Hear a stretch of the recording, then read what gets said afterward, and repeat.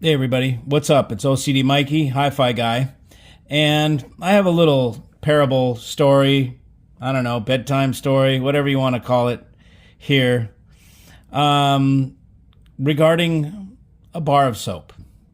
Okay, I've been talking to you recently, we've been talking about luxury products and how I think things have gone a little far in hi-fi where the circuits are not necessarily that much different. The outside boxes of gear have gotten very extravagant, and the prices have gone absolutely ridiculous to almost just comical price levels. And I've said before, I think I've likened it to couture clothing and so forth, where it's almost like when things get so expensive they become a parody. And it's almost like the manufacturers know that people come in just looking for the most expensive thing in the room. They realize how dumb it is, and so there's a bit of contempt from the manufacturer, and they let you know in subtle ways they think you're a dumbass. And again, my opinion, right? So let me give you an example. This bar of soap is a perfect example. Okay, so I went to buy some shirts the other day before I went to the show at Expona. Okay, I bought some pretty shirts, and it was in a nice, clothier. And as I was checking out, I was talking with the guy, and I was looking at his little point of sale, displays, trying to, get a couple things that might be interesting, accessories, what have you, and I found this bar of soap, and I smelled it, and okay, this thing smells divine. Okay, it's incredibly good smelling, and he goes into telling me how this is the brand for the company that has been making it since the 1800s for royalty in Great Britain, and blah blah blah. Okay, the story, right? Great story, whatever. Okay, I don't really care. I just like how it smells. Luxury soap. Okay, I look at it, and it's a $38 bar of soap. Okay, I'm like, okay, now my curiosity's really got me going. Now, I've never quite smelled anything that smells so good. I'm sure there are colognes and perfumes, whatever, that smell very nice out there. But this is really good smelling. Okay, and I figure, you know what? It says luxury soap. There's a great story behind it. What the heck? Couple 20s. Let me buy this ultimate, whatever this thing is, bar of soap that's supposed to, I don't know what it's supposed to do. Let's try it and let's see what happens.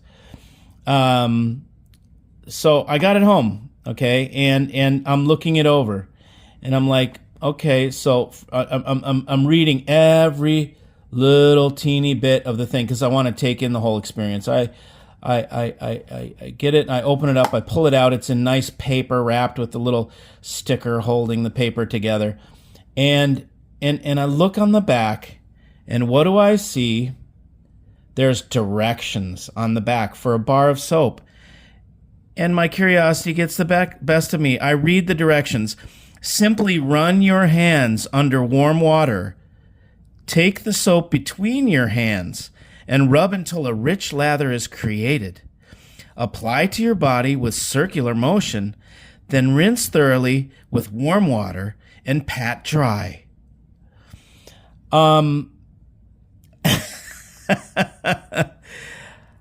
This absolutely blows me away. If someone needs the directions, we know nobody needs the directions, but the fact that they're there tips me off to something that is very interesting. Clearly, they know. I don't know why it's there. Why would it be there? Who needs that? Do people feel better when they read this? I mean, are they making it for imbeciles?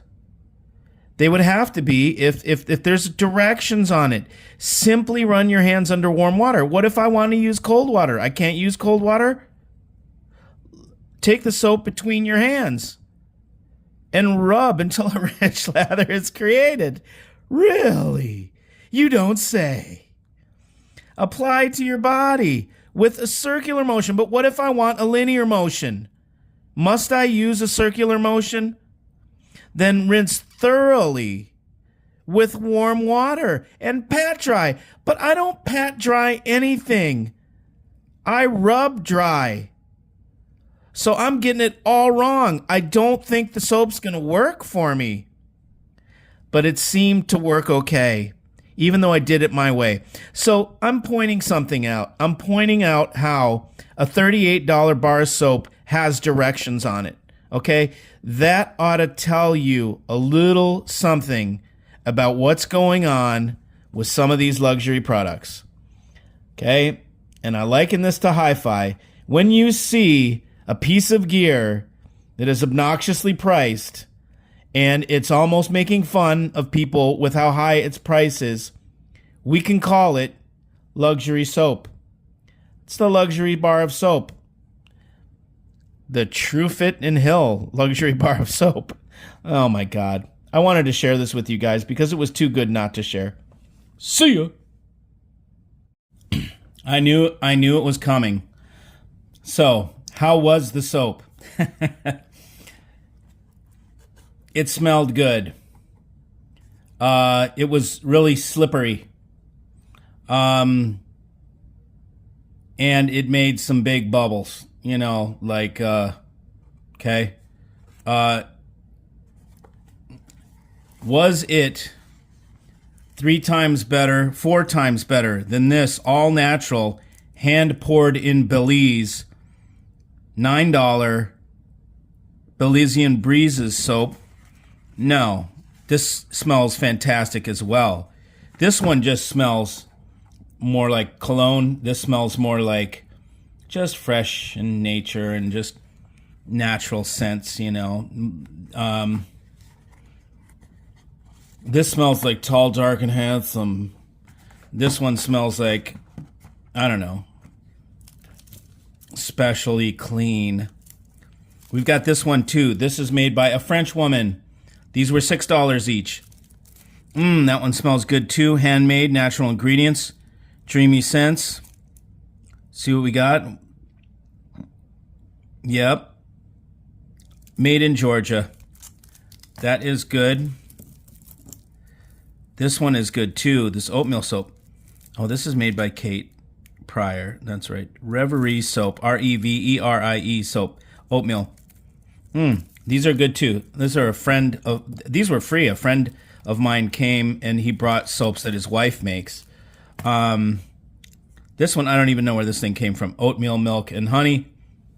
This thing was $3 and it smells phenomenal. I think this came from like the health food store. And it's got oatmeal stuff in there, so it's got a little exfoliant. This one does not have an exfoliant. This one does. It's got like oatmeal dust or whatever to help, you know, if you're not using a loofah like you might with that one. So in the end, what happened was I felt like my intelligence was insulted with this. I thought it was ridiculous that the directions were on there. And it's like, how stupid do you think I am? Evidently, I was stupid enough to buy the soap. So, you know, kudos to these guys. But in the end, what is the experience that one gets from this? It's kind of like humiliation a little bit. So this goes into the psyche of why people buy stuff.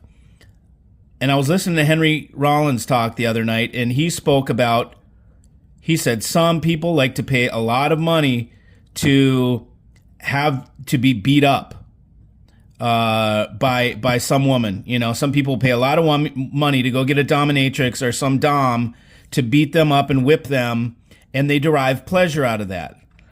I believe some of these luxury products are the same way. People like to be humiliated in some way, because this is humiliation to tell you how to use your $38 soap. You're probably pretty well off if you're buying $38 soap. You probably think, well, you know, I'm an intelligent person because I'm buying $38 soap. I'm, you know, whatever. I'm special.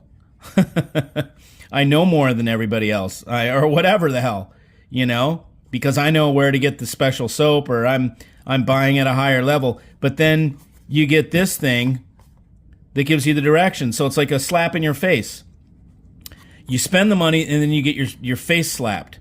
So it's like, and this is what I'm talking about in hi-fi. If you wish to get your face slapped after buying hi-fi, buy the DAC that's over $100,000. Okay? Buy the amps that are over $100,000. Get slapped. You know, you're going to get spanked. And I'll prove it. I've already issued out challenges, and we're getting away from the point. But this is just a small way of me making an example of obnoxiously priced items that don't do anything better than the other items. And then you're going to get a slap in the face after buying it as a ha-ha. So just know these things. It's just an interesting conversation. You guys want to talk about it? Open it up. See you.